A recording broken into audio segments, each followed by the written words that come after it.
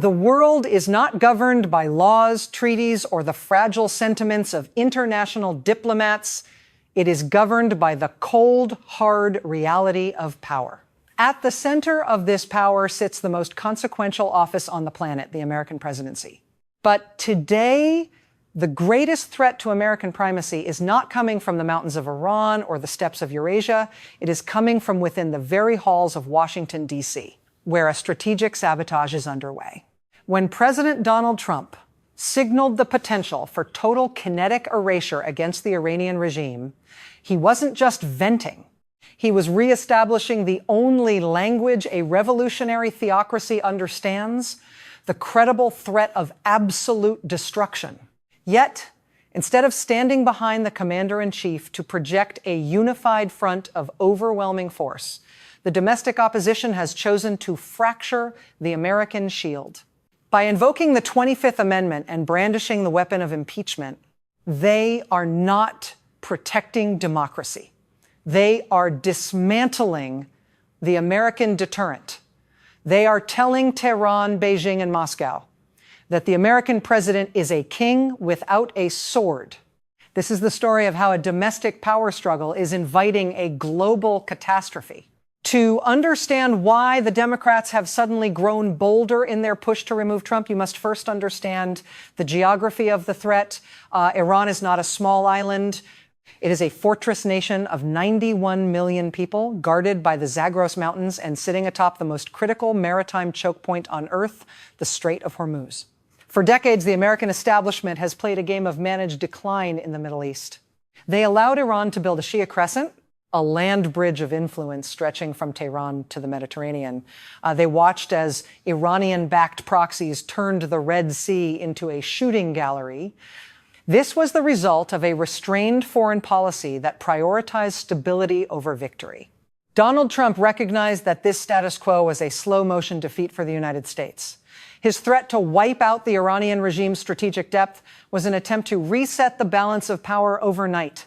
In the world of great power realism, if your adversary does not believe you are willing to use the full extent of your arsenal does not exist. Trump was making the American arsenal real again.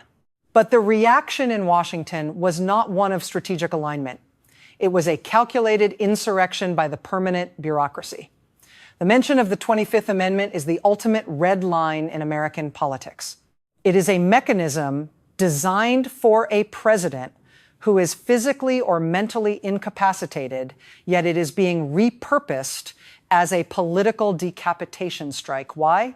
Because the establishment fears a president who is willing to bypass the slow, grinding machinery of the military-industrial complex. They fear a leader who views war not as a multi-decade project for defense contractors, but as a decisive instrument of national will. When Representative Sarah Jacobs and her colleagues argue that Trump's rhetoric cannot be excused as a negotiating tactic, they are fundamentally misreading the nature of power. In high-stakes geopolitics, the line between a tactic and a terminal threat must be invisible. If the enemy knows you are only bluffing, the bluff is a liability.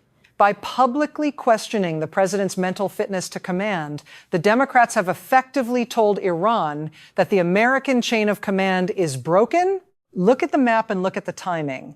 Trump's move to secure a 2-week ceasefire was not a retreat. It was a tactical pause. In the logic of escalation, you provide your opponent with a golden bridge to retreat across. You show them the abyss, and then you offer them a temporary exit. This is how you achieve strategic objectives without firing a single shot. However, for a ceasefire to hold, the threat of what happens when the clock runs out must be terrifying. The Democratic pushback has drained that terror of its potency. Every time a senator or congressman goes on national television to suggest the president should be removed for his apocalyptic threats, they are handing a victory to the Ayatollahs. They are providing the Iranian regime with the most valuable commodity in wartime: time to harden their nuclear facilities, time to reposition their mobile missile launchers, time to wait out the American election cycle. The financial dimension of this struggle is equally telling. The demand for the administration to justify hundreds of billions of dollars in new military spending is a classic maneuver to paralyze the executive branch. In a great power conflict, logistics is king.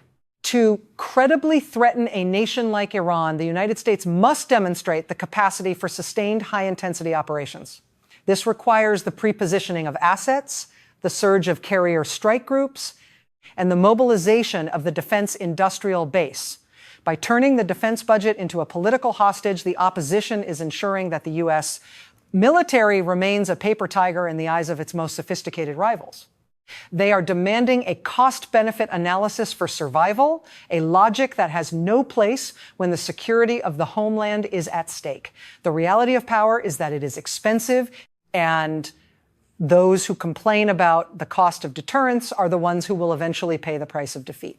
We must analyze the logic of the 25th Amendment through the lens of strategic paralysis. If the vice president and the cabinet were to actually move against the president during a period of heightened military tension, the United States would enter a period of internal chaos unprecedented in the modern era. The command and control of the nuclear triad would be thrown into legal limbo. The world's financial markets would crater. This is exactly what America's adversaries want.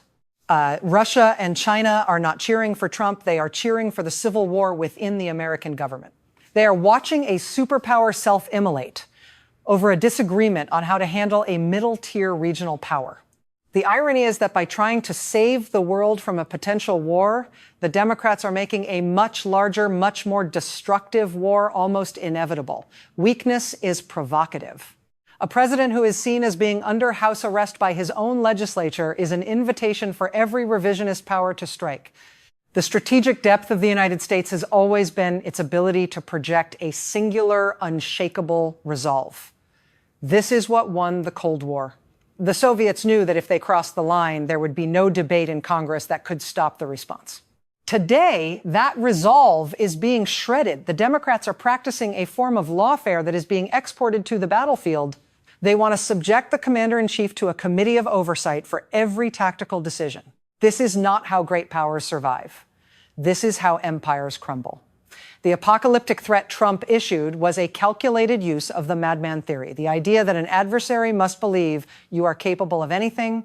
It is a psychological tool designed to prevent the very war the Democrats claim to fear. By attempting to rationalize the presidency, they are removing the most effective tool of non-kinetic coercion the U.S. possesses. Consider the consequences for the region.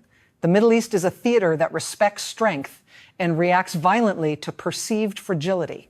If America's allies in Riyadh, Abu Dhabi, and Jerusalem see that the president's orders can be countermanded by a faction in Washington, they will begin to seek their own security arrangements. They will look to Moscow for air defense and to Beijing for economic guarantees. The collapse of the American deterrent against Iran doesn't just affect Tehran, it signals the end of the American-led order in the Middle East. The Democrats' quest to remove Trump is, in effect, a quest to abandon the region to its rivals. They are willing to sacrifice the geopolitical architecture of the last 70 years just to secure a domestic political win. As we look toward the next steps in this escalation, the ceasefire will likely be the catalyst for the next crisis. During these 2 weeks, the domestic pressure on Trump will reach a fever pitch. There will be more calls for testimony, more leaks from the intelligence community, and more threats of constitutional maneuvers. But Trump's advantage lies in his direct control over the kinetic assets of the state. He is the one with the codes. He is the one with the authority to move the fleets. The Democrats have the power of the microphone, but Trump has the power of the machine. The question is whether the machine will obey if the microphone becomes loud enough. This is the ultimate stress test for the American Republic. It is a collision between the populist mandate of the executive and the institutional inertia of the legislative and judicial branches. The strategic pivot is here. If Trump manages to face down both the Iranian regime and the Washington establishment, he will emerge with a level of consolidated power that no president has held since FDR. He will have proven that the American presidency is still the ultimate arbiter of global security. But if he is successfully hobbled, if the 25th Amendment is used as a shadow coup, then the United States will have effectively transitioned into a parliamentary system where the head of state is a figurehead and the real power lies in the hands of an unelected bureaucracy. This would be a catastrophic shift for the global balance of power. A fragmented America cannot contain a rising China or a resurgent Russia. A leaderless superpower is a vacuum. And in geopolitics, nature abhors a vacuum. Let us be clear about the nature of the Iran threat. This is not about a single man's ego. This is about the survival of the American-led maritime system. Iran's ability to shut down the Strait of Hormuz is a gun to the head of the global economy. For years, the U.S. has tried to negotiate with the hand holding the gun. Trump decided to point a bigger gun at the heart of the person holding it. This is the essence of great power realism. You do not negotiate for your life. You make the cost of taking it so high that the enemy loses the will to pull the trigger. The Democrats are trying to take the bullets out of the president's gun while the enemy is still in the room. They are arguing over the morality of the threat while the enemy is calculating the probability of the attack. The outcome of this domestic struggle will determine the trajectory of the 21st century. If the Democrats succeed in removing or neutralizing Trump over his Iran policy, they will have established a precedent that any president who takes a hard realist stance against an adversary can be deposed by the consensus of the elite. This will ensure that future American foreign policy is permanently trapped in a cycle of mediocrity and retreat. No president will ever again dare to issue a decisive ultimatum. No adversary will ever again believe an American threat. We will enter an era of managed decline that will end in a massive systemic failure of the American global position. Donald Trump is the first president in decades to recognize that the era of liberal internationalism is over. We are back in the world of Thucydides, where the strong do what they can and the weak suffer what they must. By threatening the total destruction of the Iranian regime, Trump was signaling that America still intends to be the strong, the democratic opposition through their talk of impeachment, and the 25th Amendment are signaling that they are comfortable with America becoming the weak. They are more afraid of a strong president than they are of a nuclear-armed revolutionary Iran.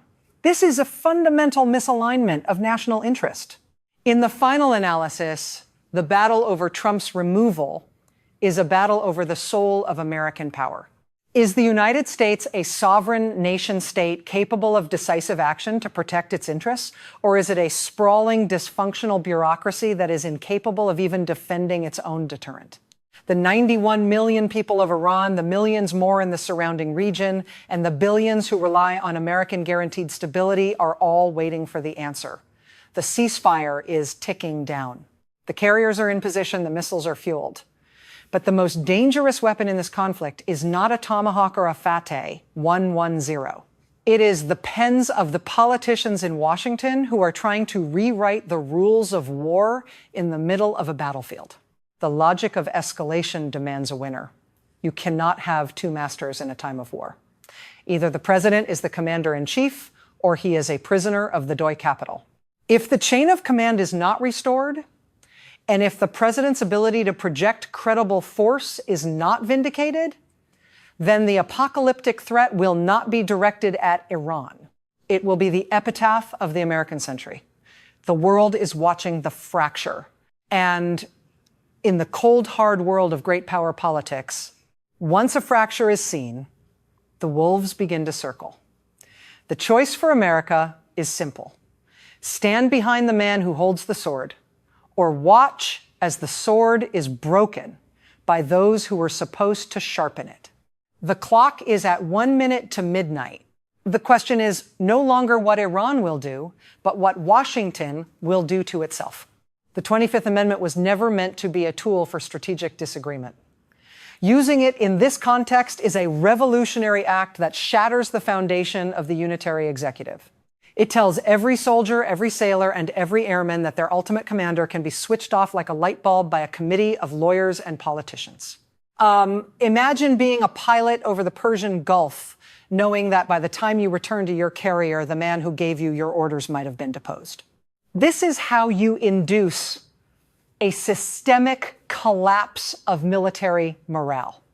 This is how you lose wars before the first shot is fired. Trump's boldness is a response to a world that has grown contemptuous of American power.